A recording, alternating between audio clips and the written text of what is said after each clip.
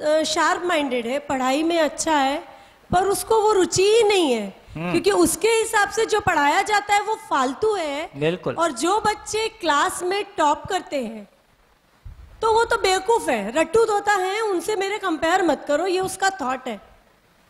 मतलब एक्चुअली मुझे कई जगह वो बहुत सही लगता है, क्योंकि वो उसकी बुक्स नहीं पढ़ना चाहता है, वो उससे बड़े बच्चों की, उसकी सिस्टर की, उनकी बुक्स पढ़ने में इंटरेस्ट रहता है। उसकी बुक्स तो एक बार पढ़ ली, बाजू में फेंक दो, ये उसका थॉट है। तो जो आप बोल रहे हैं जैसे जनरेशन गैप आ रहा है, जैसे मैं पहली बार एसी में बैठी थी जब मेरी शादी हो चुकी थी। हाँ, हमारे लिए तो एसी में बैठना एसी बड़ी में बात, बैठना मतलब बहुत बड़ी बात थी। हो।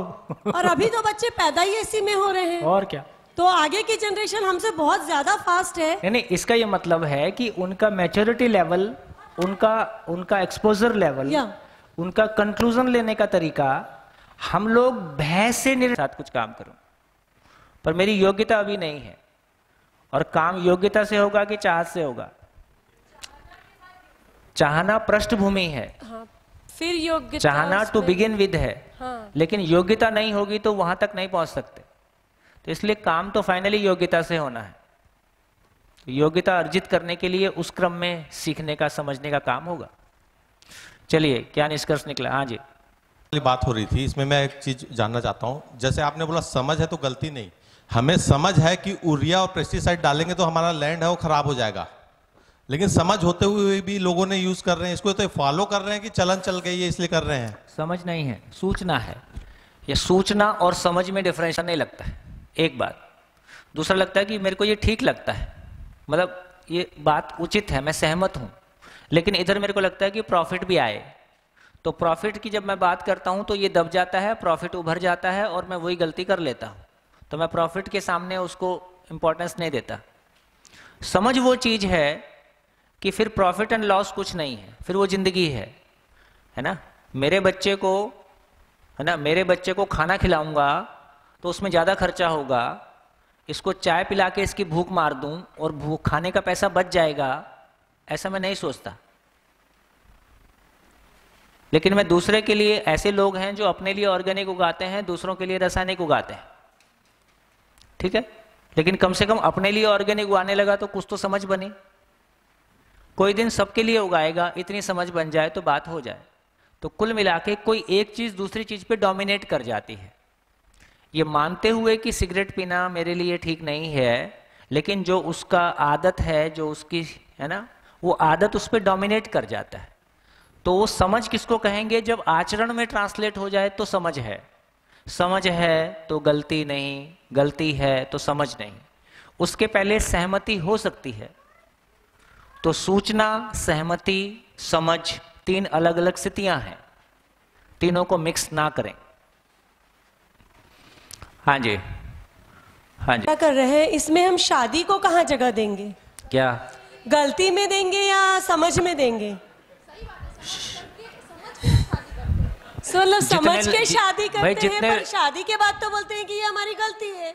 हाँ, तो हम शादी मतलब... को समझ में जगह देना चाहिए या गलती में? करते नहीं तब तक हर कोई बोलता है, हर इंसान के मुंह से अभी तक यही सुना है। भाई जितने लोगों ने शादियां की हैं वो शादी की परिभाषा बता दें। हाँ, वो नहीं समझ में आई। तो मैं मान लूंगा कि आपने समझ के शादी की है। तो वही तो इसका मतलब है कि हमने बिना समझे सारे काम किए हैं। हमने बिना समझे शादी की, बिना समझे स्कूल गए, बिना समझे वो एजुकेशन का सिलेबस बनाया, बिना समझे परिवार बसाया, बिना समझे बाजार बनाया, बिना समझे राजनीति बनाई, बिना समझे सब। इसका मतलब ये हुआ कि हम लोग इतने सालों से जो जिंदगी जी रहे हैं, हम सभी, पूरी दुनिया, हाँ, सारा कुछ बिना समझे ही कर रहे हैं। हाँ, उसमें यदि आप ऐसा पूछोगे तो फिर मैं कहूंगा कि हाँ, जिंदा रहने के लेवल पे कुछ हमारी क्लैरिटी ज्यादा बनी है, क्योंकि वो हम अभी तक सब जिंदा ही है ना। इसलिए तो जी नहीं पा रहे। इसका मतलब है कि उसकी समझ नहीं है, समझ ही नहीं है, मतलब पूरी दुनिया बिना समझ के जी रही है। ऑफ कोर्स, इसमें क्या गलती है? ठीक, इसमें कोई कमी नहीं। यही भ्रम पहले टूट जाए, इसलिए ओपनिंग सेशन यही है कि जिंदा रहने और जीने को हम डिफरेंशिएट कर पाएं। पहले वो रेफरेंस तो एक बार इस्टेब्लिश कर पाएं। रेफरेंस इस्टेब्लिश हो जाए तो फिर अपना जीने का 2 वक्त की रोटी और छत मेरी आवश्यकता है, पर ये जीने का पर्पस नहीं हो सकता। ये क्लैरिटी मेरे को बिल्कुल साफ सुथरी थी, इसके लिए मैंने कोई किताब नहीं पढ़ी थी, जो भी अपने अंदर से प्रोसेस चला सोचने समझने का, लेकिन इसके बावजूद भी ये पता नहीं था कि जिंदगी क्या है। तो ये निष्कर्ष अपने में आने में कि ये मेरी जरूरत है, जरूरत और पर्पस अलग अलग चीज है। रोटी कपड़ा मकान मेरी जरूरत है, पर पर्पस तो कुछ और होगा। तो ये एक लाइन पहचानने में, मान लीजिए 90 में मैंने 90 में पहचानना शुरू हो गया कि हाँ ये जिंदगी नहीं है। जिंदगी को पहचानने में लगभग 10 साल और लगे। ठीक से कहूँ तो लगभग 2000 में ये बात पकड़ में आई, उसकी रोशनी में जिंदगी पकड़ में आई, और पिछले 20 साल में इसको प्रैक्टिस किया। शादी करना जिंदगी, शादी नहीं है तो मानव कहाँ है? शादी का तो ऐसा मतलब समझ लो, शादी वो चीज है जहां वो जिंदगी, वो शरीर और जिंदगी देने की फैक्ट्री है। अभी हम शादी से शरीर देने का काम करते हैं, अभी शादी शरीर देने की फैक्ट्री है, वो जिंदगी देने की फैक्ट्री नहीं है। और शरीर को ही हमने सब कुछ मान रखा है। इसकी चर्चा हम करेंगे अभी। चलिए तो अब लौट आते हैं। कल की जितनी चर्चा हमारी हुई है, मेरे को लगता है कि अब हम उस पर फोकस कर सकते हैं। कल कितने लोगों की ये क्लैरिटी बनी कि जिंदा रहना और जीना 2 अलग अलग स्थितियां हैं? ठीक हो गया।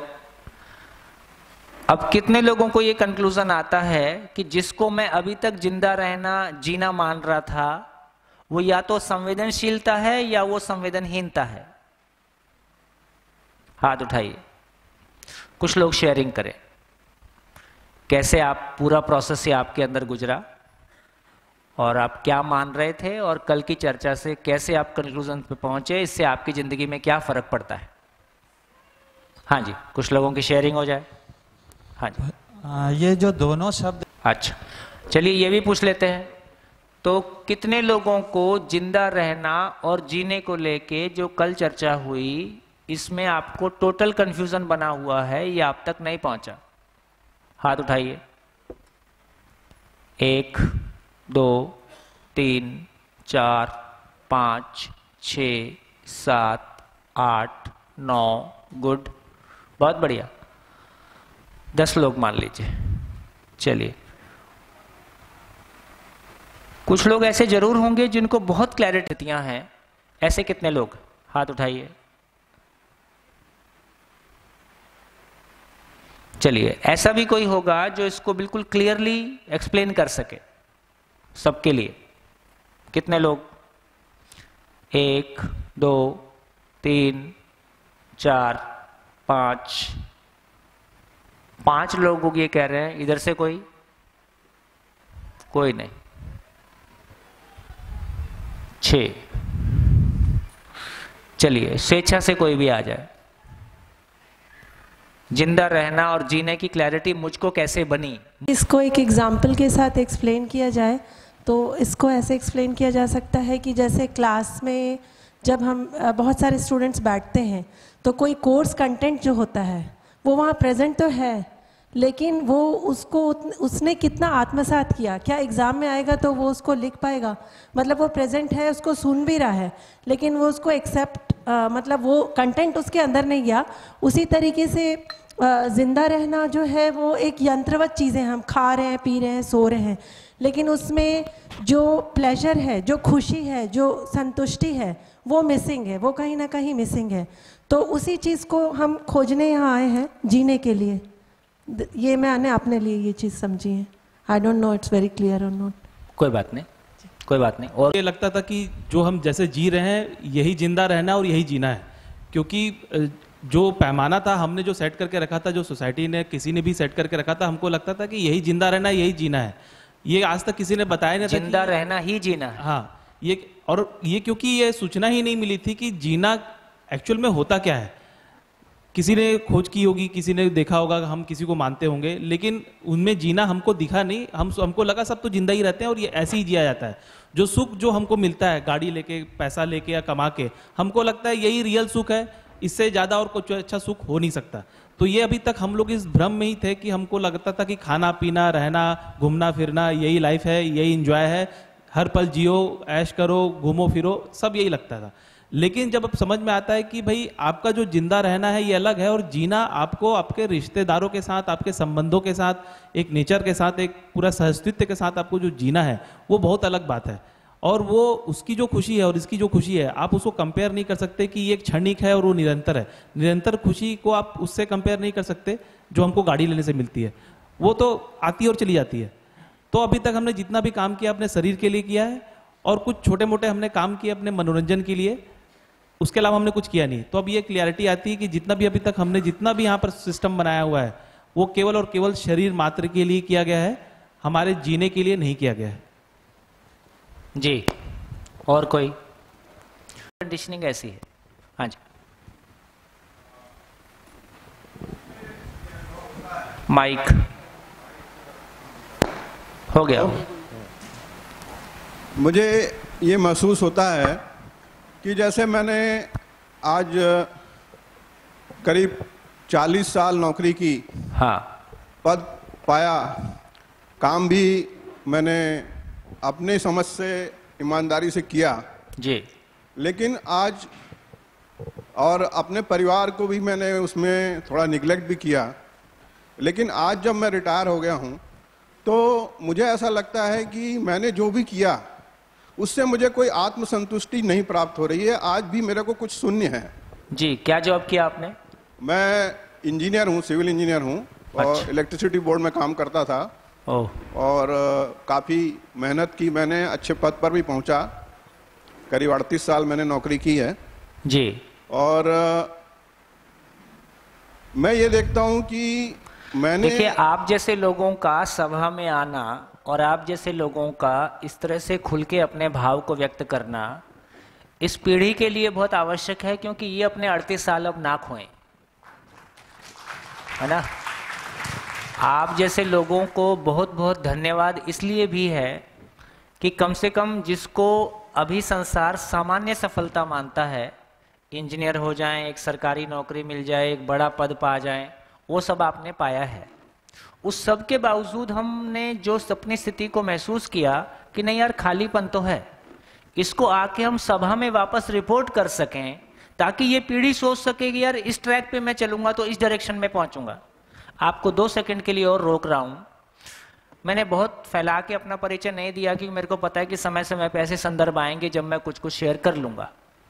जब मैं जॉब करता था और ये संदर्भ मेरे मन में आया कि 25 साल की एज में जब मेरे को लग गया कि 25 साल की एज में मैं एक बच्चे का बाप था और तमाम सब जो कुछ देख लिया, तो मेरे को लगता था कि तो मैं अपने बॉस को देखता था। मेरे बॉस को वो बिट्स पिलाने का पास आउट था। हमारी कंपनी में उस समय 15-20 इंजीनियर्स काम करते थे। तो उस मेरे बॉस को देख के मेरे को लगता था कि जब मैं 50 का होऊंगा तो मैं इसके जैसा हो जाऊंगा। तो उसको देख के मेरे को कभी नहीं लगता था कि मेरे को इसके जैसा होना है। ठीक है, यदि इसके जैसा नहीं होना है तो फिर क्या होना है वो मुझको भी पता नहीं था, पर इसके जैसा नहीं होना है। इसको देख के मेरे को आकर्षण नहीं लग रहा है कि मैं 50 के बाद ये स्थिति को पाना चाहता हूँ। मेरी भी एक कंपनी होगी, उसमें 25-50 इंजीनियर्स काम करेंगे और ऐसे कुछ काम चलता रहेगा। ये मेरे को सोचने से कोई सुख नहीं देता था। इसका मतलब है कि वो जो कोई पॉइंट ऑफ सेटिस्फैक्शन है, वो जो जिंदगी में किसी गहरी तृप्ति की तलाश है, वो जिंदगी में किसी इवोल्यूशन की तलाश है, वो अपने ही जिसको जीने की तलाश है। उस समय चाहे हमारे पास शब्द नहीं थे, लेकिन कहीं ना कहीं ये उस पॉइंट पे फील हो गया, ये रास्ता वहां नहीं जाता है। मैं ये नहीं कह रहा हूं कि इंजीनियरिंग गलत है, मैं ये नहीं कह रहा हूं कि पैसा गलत है, मैं ये नहीं कह रहा हूं कि पद गलत है, लेकिन इसके साथ कुछ और भी है। तो ये इंजीनियरिंग, ये पद और ये पैसा और ये उपलब्धियां, ये मेरे जिंदा रहने का सामान हुआ कि मेरे जीने का सामान हुआ? ये मेरे जिंदा रहने का सामान हुआ, है ना। और चूंकि ये एक अच्छा एग्जाम्पल है, इसलिए आपको 1 सेकंड के लिए, 2 सेकंड के लिए और रोक रहा हूं। मैं एक बहुत अच्छा इंजीनियर हूं, मैं बहुत अच्छे पद पे हूं, मैं बहुत पैसा भी कमाता हूं। इसके बावजूद मेरी जिंदगी में भूतकाल की पीड़ा, वर्तमान से विरोध, भविष्य की चिंता नहीं होगी। इसका दूसरों को देख के कंपैरिजन नहीं होता है, इसका इंजीनियरिंग से कोई मतलब नहीं है। मैं अपने आप में कितना संतुष्ट हूं और उस मेरे संबंधों में कितनी तृप्ति है और मैं दूसरों को भी वो तृप्ति तक पहुंचा पाता हूं, इसका इंजीनियरिंग से कोई संबंध नहीं है, तो एक बात समझ में आती है कि हमारी जिंदगी का एक बड़ा हिस्सा है जिसको हम जिंदा रहना कहें, उसके लिए भी हमने बहुत मेहनत की है। हजारों लोगों ने मेहनत की है, हजारों साल मेहनत की है, तो जाके हमको जिंदा रहने की जगह में अधिकार आया है कि हाँ, इस काम को अब किया जा सकता है। एक दौर वो भी था जब लकड़ी लेने के लिए आदमी 4 घंटे जाता था, पानी लेने के लिए 4 घंटे जाता था, आज भी कहीं जाता होगा, लेकिन आज हम केवल बटन दबाते हैं तो पानी उपलब्ध है, बटन दबाते हैं तो हर चीज़ उपलब्ध है, लगभग अधिकांश चीज़ें बटन पे उपलब्ध हो गई। तो जो जिंदगी में 12 घंटे केवल जिंदा रहने के लिए लग रहा था, देखो सन्यास परंपरा, मैं सोचता हूँ कभी कभी कि सन्यास परंपरा का मतलब है कि उस समय आदमी को जिंदा रहने के लिए इतना ज्यादा श्रम करना पड़ता होगा कि समाज ने ये सोचा होगा कि कुछ लोग यार ज्ञान के लिए काम कर रहे हैं ताकि समाज को कोई अच्छी बात भी उपलब्ध करा पाए, इसलिए कुछ लोगों ने उनकी जिम्मेदारी ले ली होगी। सन्यास का मतलब है कि वो उत्पादन नहीं करता है, उसके लिए कोई दूसरे लोग उत्पादन करते हैं। लेकिन आज लगभग हमारी स्थिति ये है कि हम अपने लिए जिंदा रहने का काम भी कर सकते हैं, हम अपने जीने का काम भी कर सकते हैं। एक माँ बाप तभी अपने आप को सम्मानित महसूस करता है जब वो अपने बच्चों के लिए जिंदा रहने का सामान भी उपलब्ध करा पाए और उनके लिए जिंदगी भी उपलब्ध करा पाए। सॉरी, एक माइक ऊपर। मैं जब इस मोड़ पर पहुंच गया हूं तो संवेदनशील तो मैं पहले भी था, मेरे में लोगों के प्रति जी आस्था थी, उनके मदद करने की मैं हमेशा करता था कोशिश। आज फिर उसी रास्ते पर पहुंचा हूं और कोशिश करता हूं कि ऐसा कुछ करूं जिससे कि लोगों को मेरे कारण जो है, मेरे चाहे धन हो चाहे शारीरिक उपलब्धता हो, उससे कुछ फायदा मिले। और मैं ये देखता हूं कि आज मेरे पास साथ कौन खड़ा है, तो साथ खड़ा है तो सिर्फ परिवार में पत्नी है, हाँ, और एक आध दो दोस्त हैं। तो मैं अपने आप को अभी भी अधूरा महसूस करता हूं। बिल्कुल आप ठीक कह रहे हैं। और देखिए ये बात उम्र के इस देखने के लिए ज्यादा तैयार ही नहीं होता है, जो उसके अंदर से चित्रण बना रहता है वो उसी को देखना चाहता है। लेकिन फाइनली जिंदगी ऐसे यहाँ जाके लैंड करती है ना, तो ये जिनकी जिंदगी ऐसे आप जैसे इस तरह की सामाजिक स्वभाव की आवश्यकता है कि नहीं है, जहाँ लोग खुल के एक दूसरे से बात कर सकें। जब मैं इंजीनियरिंग ग्रेजुएट हो रहा था तो मेरे को फाइटर पायलट बनने का बड़ा शौक था, तो मेरे को एयरफोर्स ज्वाइन करने का मैं ऐसा सोचता था। तो जिस चीज़ का आदमी को शौक रहता है उस चीज़ को आदमी एक्सप्लोर करता है। तो एक बार मैं एक एयरफोर्स के बेस में चला गया और वहाँ जो लोग इंजीनियर्स थे मैं उनसे बात करना चाहता था क्योंकि वो मेरे रोल मॉडल थे। तो मैं उनको बोला, झंझट ये होता है कि इंजीनियरिंग ज्वाइन करने के बाद आप एनसीसी ज्वाइन नहीं कर सकते, एयर विंग एनसीसी ज्वाइन नहीं कर सकते, क्योंकि आपने अपने लिए करियर को पहले से चुन लिया है, तो ऐसा सिस्टम बना हुआ है। तो मैं एयरफोर्स में जो इंजीनियर्स थे और जो लोग थे उनसे बात करने के लिए एक बार गया, तो उनसे जाके बात किया। तो मैं तो उनको यही पूछा कि आप लोग कैसा फील करते हो, क्योंकि मेरे तो सपने में वो फाइटर प्लेन और मैं उसमें बैठा हूँ, ऐसे ही इसे देखता रहता था। कहते हम लोग रोज बोर होते हैं और रोज यही सोचते हैं रिजाइन कैसे करें। तो मेरे लिए वो इतना शॉकिंग था कि मैं उनसे ऐसी भाषा की उम्मीद नहीं करता था। तो मैं सोचा शायद मजाक कर रहे होंगे। तो और सीरियसली बात हुई तो उन्होंने कहा कि ज़्यादा कुछ रस नहीं है। तो उनसे आधा घंटे बात करके ना मेरा वो सपना ढह गया। उसके बाद मैंने फाइटर पायलट होने का विचार त्याग दिया। तो मैं सिर्फ ये कहना चाहता हूं कि यदि 20 साल के बच्चे कम से कम जिंदगी में उन 70 साल के लोगों से बात करें और 100 लोगों से बात करें जो उनके हिसाब से उनके रोल मॉडल हैं, तो हो सकता है वो अपनी जिंदगी एक शरीर यात्रा पूरी की पूरी बचा सकें। क्योंकि जिस शरीर यात्रा को आप जीने जा रहे हैं, जिस तरह की जिंदगी आप जीने जा रहे हैं, उसको कई हजार लोग पहले से जी चुके हैं। तो कम से कम जो जी चुके हैं यार, उनसे पूछ तो लो।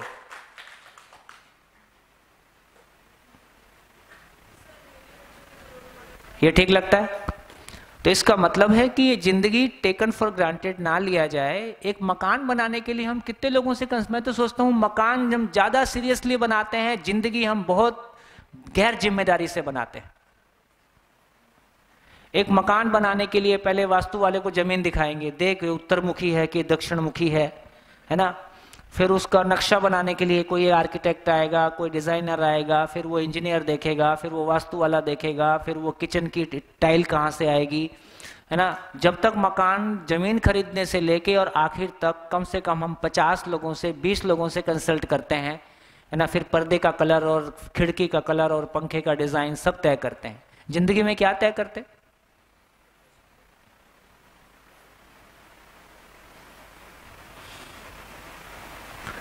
यदि हमारा मकान पे ध्यान चला गया तो हम इतने सुंदर मकान बनाए।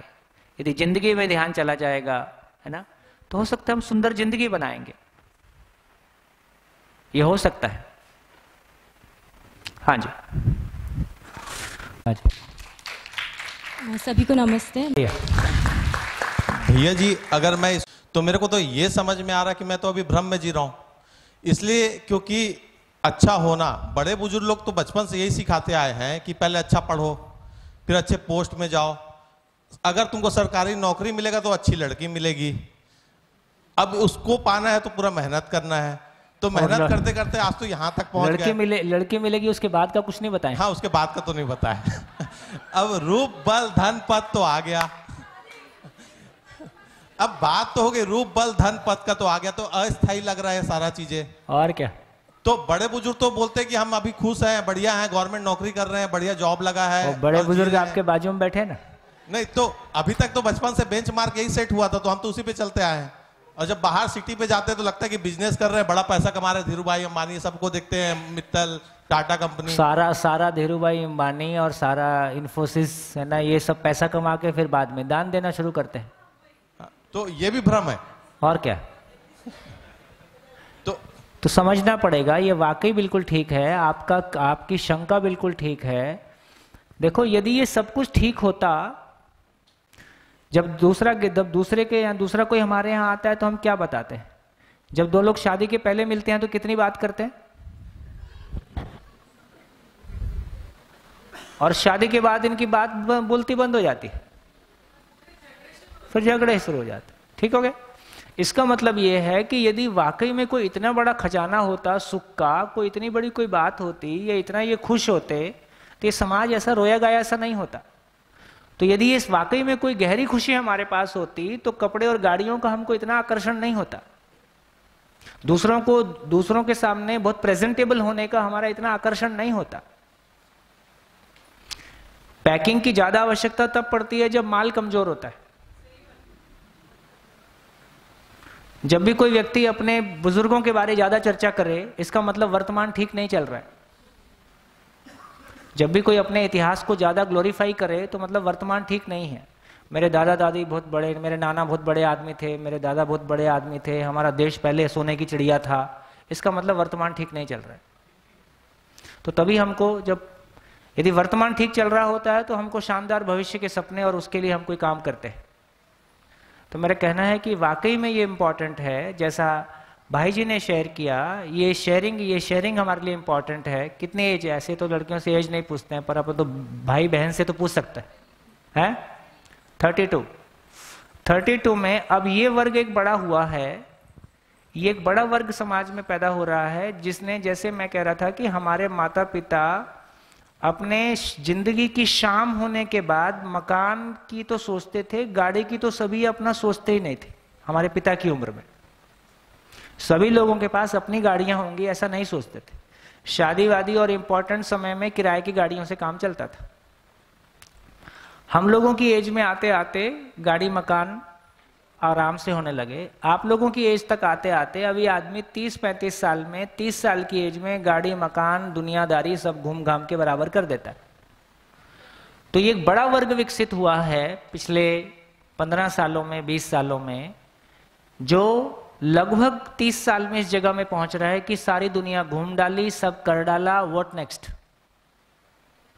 मेरे को लगता है कि मैं एक बढ़िया एग्जाम्पल हमारे घर का शेयर कर सकता हूँ। हमारे मित्र हैं BR अग्रवाल, उनका बेटा है, वो IIT मुंबई से बीटेक किया है, बीटेक एमटेक किया है ना। फिर अमेरिकन एक्सप्रेस दिल्ली में 1 साल जॉब किया, जॉब छोड़ के आ गया, नहीं मन लग रहा है। वर्ल्ड की टॉप 10 यूनिवर्सिटीज़ में, है ना, 1 पैसा खर्चा नहीं करना, स्कॉलरशिप अलग से मिलेगा, एडमिशन मिला, नहीं गया।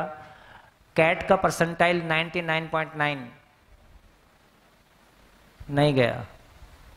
ठीक, इससे ज़्यादा इस वर्ल्ड में है नहीं।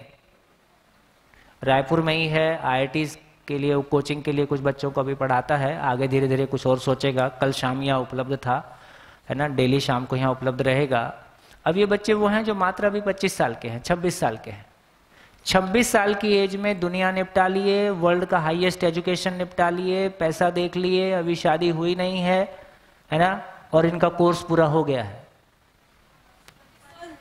कितनी खुशी की बात है। मैं 1 मिनट, मैं कहना चाह रहा हूं कि ये नहीं तो आदमी जिंदगी की शाम तक वो मकान ही बन जाए अपना, ऐसे ही सोचता था। पहला बड़ा मास वो था। ठीक, तो इसका मतलब है कि हम बहुत सुखद स्थितियों की तरफ आगे बढ़ रहे हैं, बहुत शानदार स्थितियों की आगे तरफ बढ़ रहे हैं। जिंदगी की शाम अनावश्यक अदरवाइज मत लीजिएगा। आज मान लीजिए आपकी उम्र, अंकल आपकी उम्र कितनी है? 63 है ना, मेरी 51 है। हाँ, भाई साहब जो बोल रहे थे। आपकी कितनी? 32। ठीक हो सर, गया। और मैं इसके आगे अपने बेटे का शेयर करना चाहूँ। मेरा बेटा 15 साल